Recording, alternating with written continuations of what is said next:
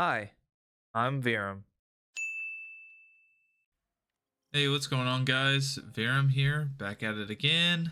I'm hopefully releasing this video a little earlier than the last one. 3 weeks delayed on the last one, but this one's early, so just to make it up. I wanted to talk about the MCU and Thunderbolts. I went and watched Thunderbolts a couple days ago.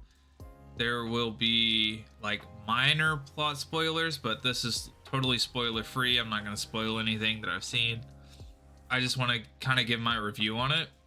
So the MCU has always been a huge part of my life. I've grown up watching these movies, pretty much all of them, starting way back when in 2008, the original Iron Man. And when you think about like casting and like how perfect it was, Robert Downey Jr. as Tony Stark, Chris Evans as Captain America, Chris Hemsworth as Thor, and Scarlett Johansson, Jeremy Renner, Mark Ruffalo, all the original lineup for the Avengers was great. It was awesome. They had great chemistry, the stakes, the world building. It all felt like something we had never seen before on that scale. And yeah, I mean, not every movie was perfect. You think of like some of Iron Man 2 I didn't really enjoy too much, and I think Iron Man 3 was pretty bad. Thor: The Dark World, well, I mean, it just existed. But for the most part, the MCU was this like cultural movement, and how everything built up from Iron Man all the way to Infinity War and then into Endgame. They turned this universe into what I would call an absolute masterpiece. How they tied together this decade worth of storytelling. Endgame was one of the biggest emotional closures to anything. It was a closure to something that we had been living in for years, this broad MCU thing. But after that, things got real rocky. When you think of the original MCU in that phase, it felt like they always had this sense of direction, but after Endgame, it's like the MCU lost its sense of direction. Some stuff still worked. You think of Spider-Man Far From Home, which was amazing. It gave us a perfect blend of high stakes, emotional fallout, the stemming from Endgame and how Iron Man, sacrificed himself. But then you get movies like Ant-Man and the Wasp: Quantumania. It just missed the mark. It felt small, even though it was trying to be big. The Disney Plus shows were doing all right. They had some hits too. You think of WandaVision, was very creative, and I feel like it did pay off. And Loki, Loki was phenomenal. Both of the seasons, I've rewatched the second season multiple times. It's just that good, that storytelling that really made you connected to the MCU. It gave the multiverse weight, and it made me care. But overall, there was like this aimless direction that they were going in. Like, what was next? What was the next big thing? Like, I mean, of course they had Kang, but Jonathan Majors kind of messed that all up. But like, it still didn't feel like the stakes were high enough. Like this universe wasn't working. The stories didn't feel nearly as connected, and with all the multiverse stuff, it felt like there were no stakes anymore. Recently, though, I've been getting hopeful again. There's like some real momentum building. We've got Daredevil Born Again, which is awesome. I didn't think the last episode or the season finale of that really hit the mark, but it is setting up for this big thing with stakes and all this interconnectability, which is awesome. Fantastic Four is coming, which looks awesome. I'm so excited for that movie. And then you have the next Spider-Man that's on the way, which is going to be great. And then I would say you would have Kang Dynasty, but you know what happened to that. But Avengers Doomsday, Robert Downey Jr. as Doom, like, that's gonna be so good. And I'm hoping that it's gonna be really good. And In the middle of all this, you get Thunderbolts. And I feel like this movie really had a lot riding on it, and it could be the thing that reminded us why we love this universe, or it would be the thing that confirmed that MCU's best days were back with Tony Stark and Iron Man in 2008. So let's get to the meat and potatoes of this thing. Let's talk about the Thunderbolts. So, where does Thunderbolts land in all of this? Honestly, it's a breath of fresh air. I want to talk about the characters first because that's where the movie really shines. So you have David Harbour. I love this guy. He is a great actor and I want to see him in more stuff. He's playing the Red Guardian. Harbour continues to be one of the MCU's most fun castings. He plays Red Guardian like this goofy dad joke machine, but what I love about how he's written is in this movie, they don't just leave him as a comic relief. There are these moments where his vulnerability leaks through. You see his regrets, his desires, and most of all, you see his love for Yelena. And those moments really hit hard because of how unexpected they are. He plays this character so well, and this character is so relatable. He's the kind of guy that uses humor to hide how much he cares, and that makes him feel like a real character. Now, we gotta talk about Florence Pugh. She plays Yelena, and Florence Pugh has been on this amazing trajectory in her career, and she is amazing in this movie. She's amazing in pretty much everything that I've seen her in. And Pugh is now Yelena, the same way Scarlett Johansson was Black Widow. And I really believe that she has taken over that legacy. She completely owns every scene she's in, and there's a level of emotional depth she brings, whether she's pissed off, heartbroken, or cracking a sarcastic one-liner. It feels authentic. And even in this movie where you've got like this huge cast, she steals the spotlight. You feel her character struggles. You really believe what she's going through. She grounds the movie in the way that Black Widow kind of grounds the Hulk, you know. I want to turn to Sebastian Stan. He plays Bucky Barnes, or, well, the Winter Soldier. And I love Sebastian Stan. Always have. But I really wish they gave Bucky more to do in this movie. He's sidelined quite a lot, but I get it.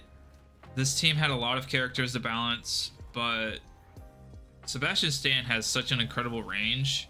He can be cold, broken, funny, intense, all in a single scene. And I hope Marvel starts writing him as more than just the guy who used to be the Winter Soldier.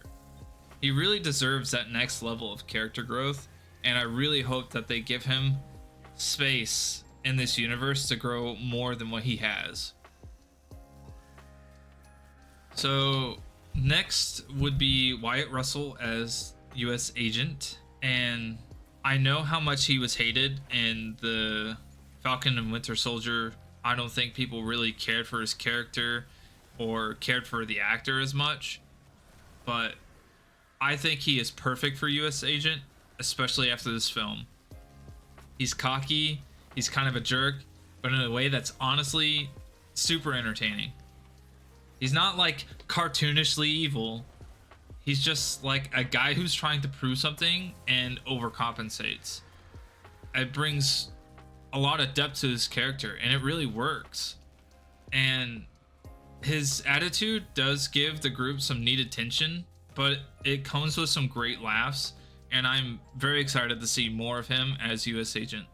I want to talk about Hannah John Kamen. She plays Ghost. She was the one I felt the least connected to. She definitely was the most sidelined character in the group. She's cool, has a unique power set, and a tragic backstory, but they really didn't give her as much to work with in this film. But her inclusion does make sense, and I hope we get more depth from her in the future. I would talk about Taskmaster, but you're just gonna have to watch the film to figure out why I'm not. I do want to talk about Lewis Pullman, who plays Sentry, or Bob, whatever you want to call him. Without getting too deep into spoiler territory, this character is something else that I feel like I haven't seen in a while. He's super powerful, but he's mysterious, and the way he's written really speaks to something deeper. I feel like he represents a lot of what people deal with in real life: conflict, control, emotion, identity.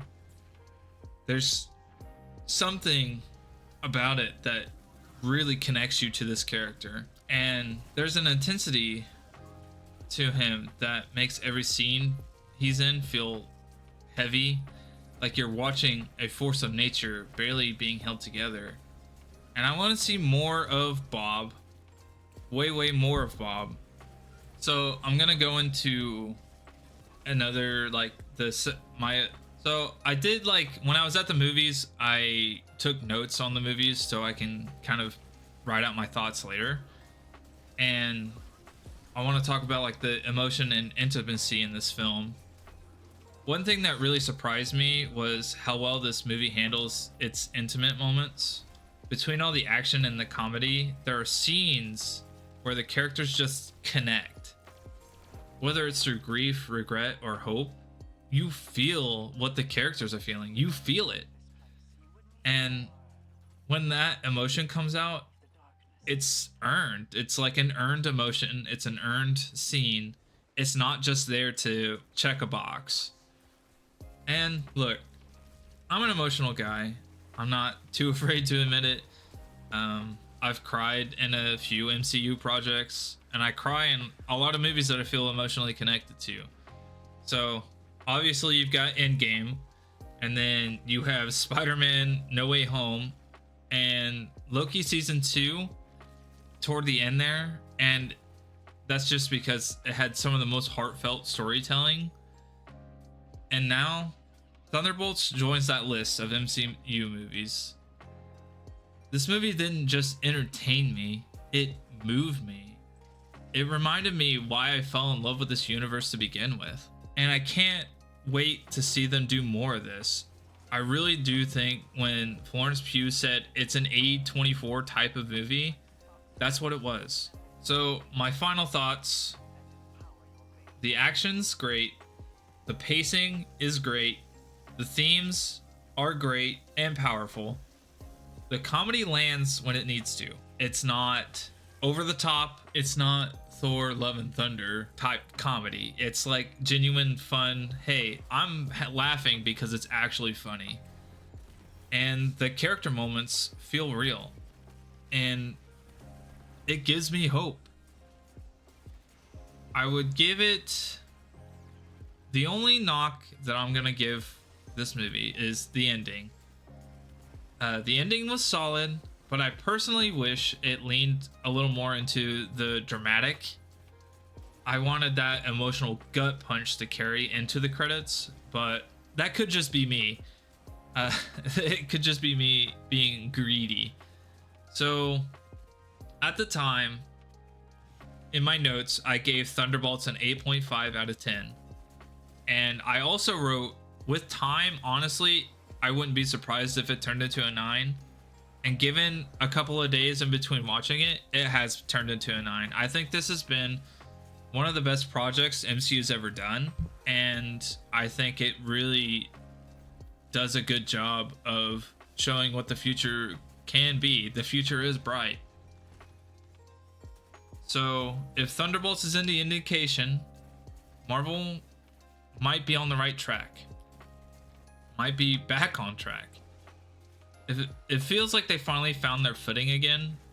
It feels like there's direction, and it feels like there's a purpose. So if you've been waiting for a reason to care about the MCU again, this might be it. Go watch it. I promise you'll love it. If you want to wait, try to avoid any spoilers you can, because I feel like many of the MCU fans will love this movie.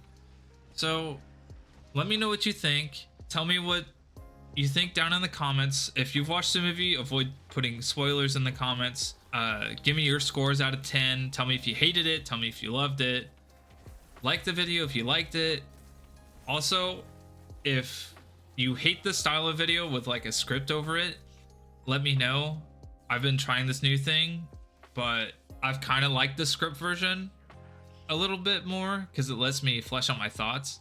However, if it's not liked and you really like me to go back to the ums toward the end of the video, I can do that. So anyways, leave a like, subscribe, love you guys, and deuces.